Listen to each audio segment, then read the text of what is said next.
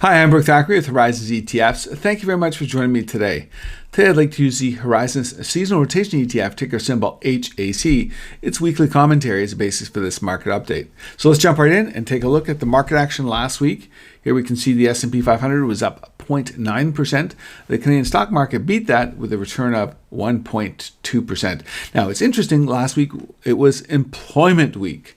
We did see the ADP employment change report come in last week, midweek, and the report came in with only 330,000 workers hired, which was dramatically less than the expected 680,000 workers.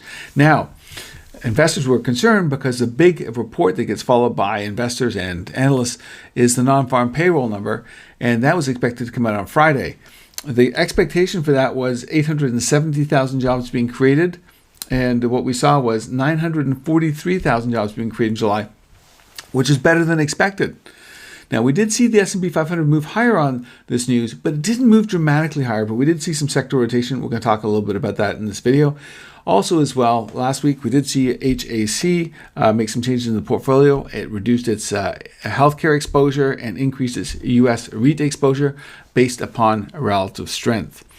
If we take a look at what happened in the markets last week on a sector basis, well, first of all, here's the S&P 500 up 0.9%. The big news of the week was the financial sector with rising interest rates going up to helping the financial sector, up 3.67%. Technology came in around the S&P 500. Real estate was a little bit less as well. Utilities did quite well last week. Consumer staples actually was negative. It's been lagging a little bit, but if we see investors starting to get concerned with the market, we could see a pickup in that sector overall.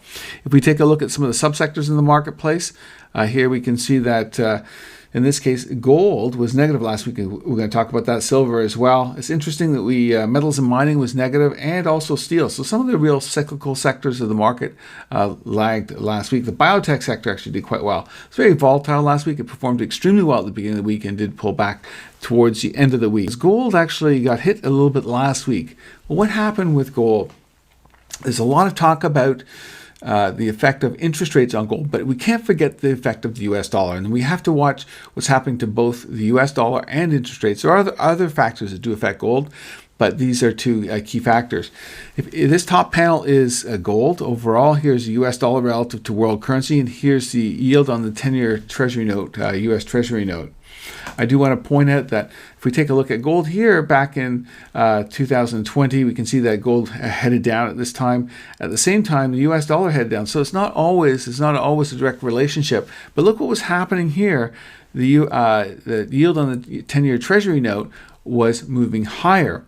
So, and the yield impact had a greater impact on gold than the U.S. dollar. But look what happened in 2021. We did see the U.S. Treasury note head higher, and also U.S. dollar. Well, what was the consequence of that?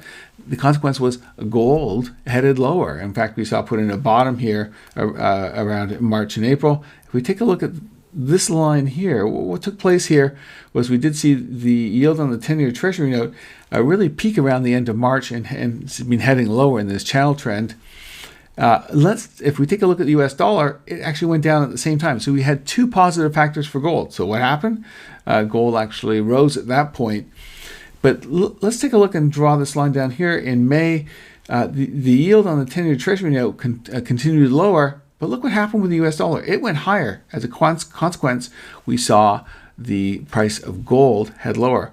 I want to point out in June here, I know this graph's getting a little bit choppy here, but look at what happened with the U.S. dollar. We had this really sharp rise that took place in June. At the same time, we saw yields head up a little bit there. And the combination of this really sharp rising U.S. dollar and higher yields put downward pressure on gold. And if we take a look at what happened last week, we saw the yields pick up here, particularly on Thursday and Friday. And at the same time, we saw a rapid rise in the U.S. dollar relative to world currencies, and we saw gold move lower. On a seasonal basis, gold is still in a strong seasonal period. The yield on 10-year Treasury notes on a seasonal basis tends to head lower at this time on average overall over the long term. And the US dollar tends to be on a seasonal basis, tends to be flat around this time. So we need to actually track what's happening in the US dollar market and also too as well what's happening with yields. So where do we stand with the markets right now? The S&P 500 last week closed at an all-time high on Friday, which is good news. The Q2 earnings season is largely out of the way, with over 80% of the companies having reported so far, and 88% of the reporting companies have beaten expectations, which is good news as well. But now the earnings season is largely out of the way. Investors are really looking at economic reports for some guidance. The CPI numbers are expected to come out this week on Wednesday. Expectations are for the year-over-year number to come in at 5.3%, which is slightly lower from the previous report at 5.4%, but still quite high overall. On a month-over-month basis, expectations are for inflation to come down from 0.9% to 0.5%, which is still high once again. It's going to be interesting to see how investors react to these numbers, because there's not a lot of earnings announcements to drive the market, and there's also not a lot of large other economic reports coming in this week that are considered major influential reports. So investors are really going to focus on Wednesday's CPI numbers coming out, and it'll be interesting to see how investors react to those numbers. Thank you very much for joining me today.